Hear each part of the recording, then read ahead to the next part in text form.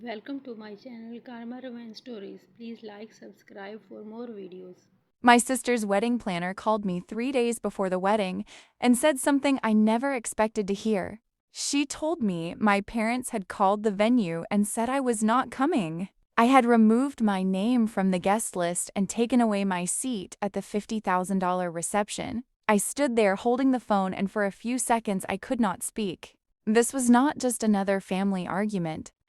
This was my sister's wedding, a day I had spent months helping prepare for, a day I had quietly paid for in ways nobody in my family knew about. So when the planner apologized and asked what she should do with my place setting, I finally said something that made her go silent. I said that was fine, but tell my parents one thing. She asked what? I smiled and told her to remind them who owned the venue they had booked.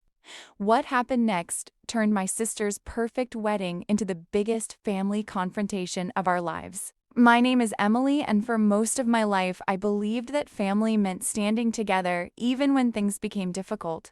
I was the older daughter in a family where my younger sister Claire had always been treated like the center of attention. Claire was beautiful, confident, and extremely good at getting what she wanted. My parents adored her. If Claire wanted something expensive, they found a way to make it happen. If she made a mistake, they called it a misunderstanding. If I complained, I was told to be the mature one because I was older. I learned very early that being the mature one usually meant staying quiet. When Claire announced her engagement, everyone celebrated.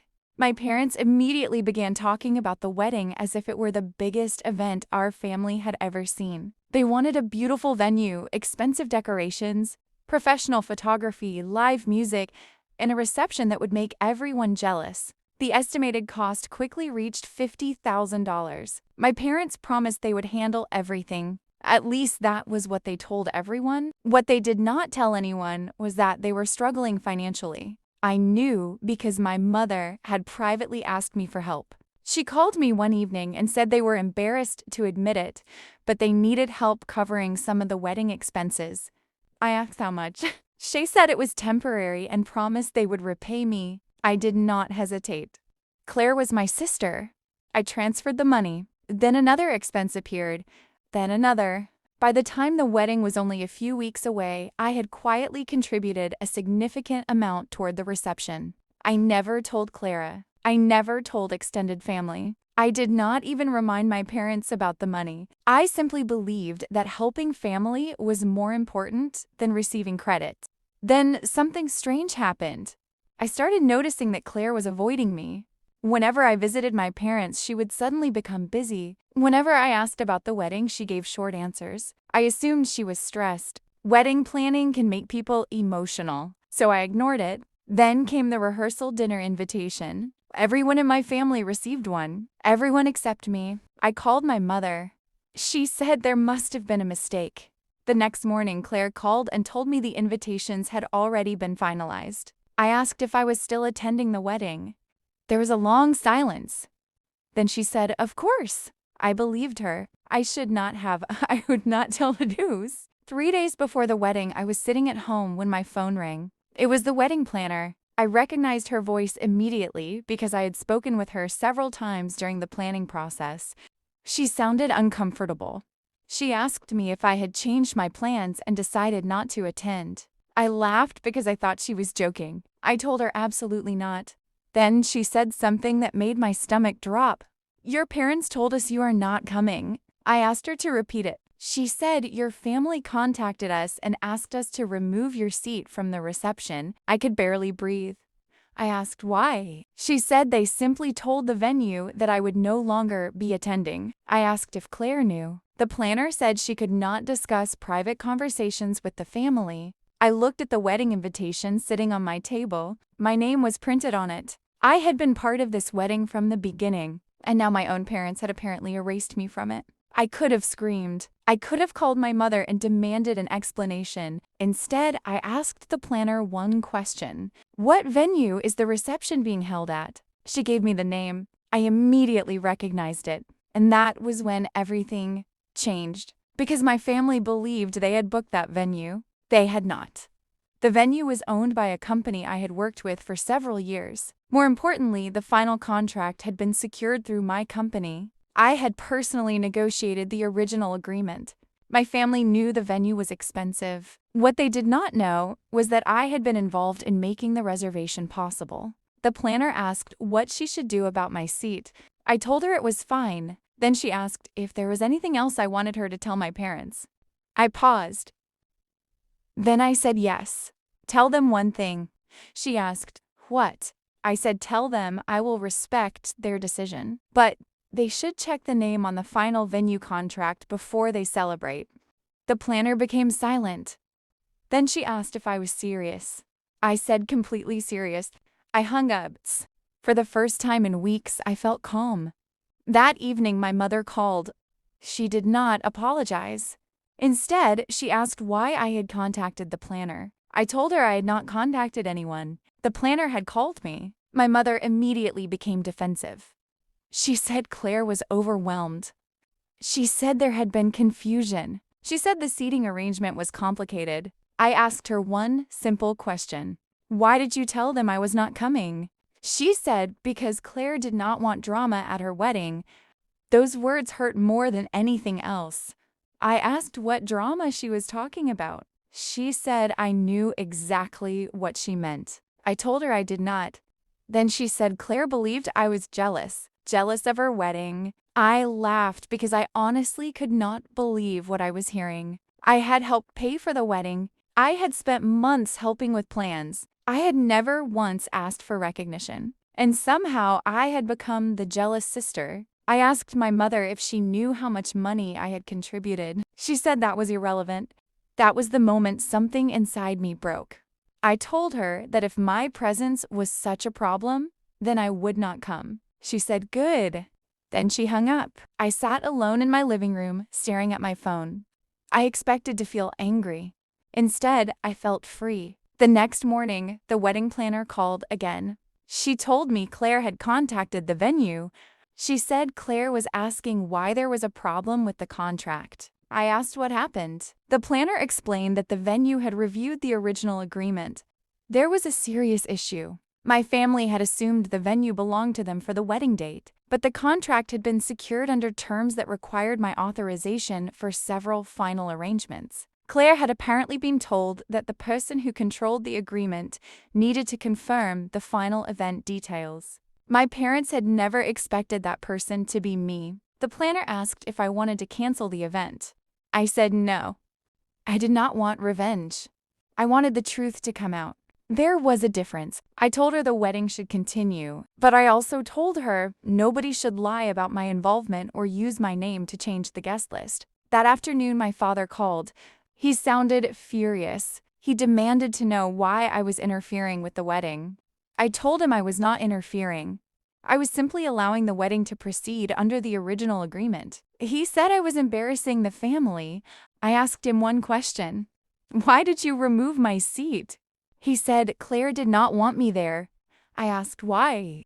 He said because she believed I would make the wedding about myself. I almost cried. Not because I was angry, because I realized my sister had convinced everyone that my kindness was competition. I told my father I would not attend.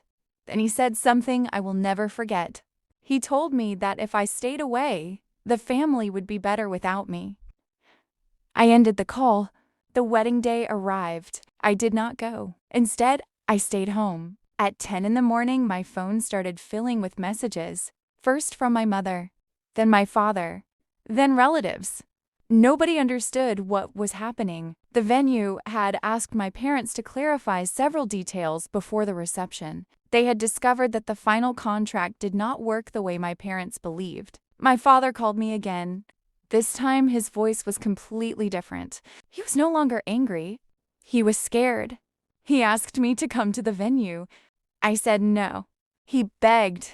I asked why. He said because Claire was crying. I told him that was not my responsibility. Then he said something that made me pause. He said Claire finally knew everything. She knew about the money. She knew about the contract. She knew that I had helped make the wedding possible. And she knew that my parents had told the planner I was not coming without asking me. I still did not go. Instead, I asked him to let Claire call me herself. 20 minutes later, my phone rang. It was Clea. For the first time in weeks, I heard my sister's real voice. She was crying. She said she was sorry. I did not answer immediately. She said she had believed I was trying to control her wedding. She said our parents had told her I was unhappy about the money they were spending on her. She said they had told her I wanted attention. Then she admitted something. She had never asked me if any of it was true. She simply believed them.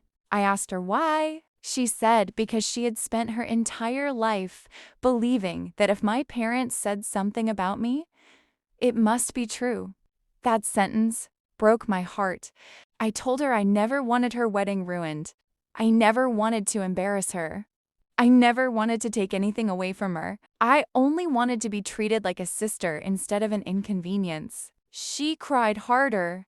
Then she asked me if I would come. I told her no. She asked why. I said because today is your wedding, and if I come now, everyone will believe I came because I wanted to control what happens. I told her to enjoy her day. I told her that someday we could talk about everything, but not today. The wedding continued. The reception happened. The guests arrived. The music played. The photographs were taken, and the seat they had removed for me remained empty. But something else happened that day. My parents could no longer pretend they had done nothing wrong. The truth was out, and the money I had contributed was known. The contract situation was known. The conversation with the wedding planner was known, and Claire finally understood that the sister she thought was jealous had actually been quietly protecting her. Weeks later, Claire came to my house. She brought no gifts. She brought no excuses. She simply sat across from me and apologized. She told me she had been selfish. She said she had allowed our parents to turn us against each other. Then she handed me an envelope. Inside was a check. I asked what it was. She said it was repayment for every dollar I had contributed.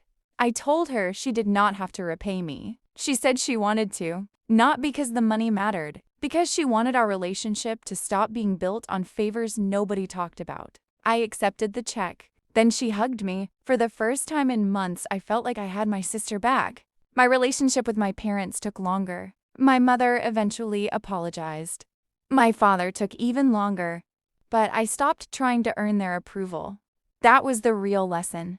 Sometimes, the most powerful response to being excluded is not revenge. It is refusing to beg for a place at a table where people have already decided you do not belong. And sometimes the person they think they can remove from the story is the person who quietly helped make the entire story possible. Strong ending. That wedding taught me something I will never forget. Being family does not give anyone the right to disrespect you.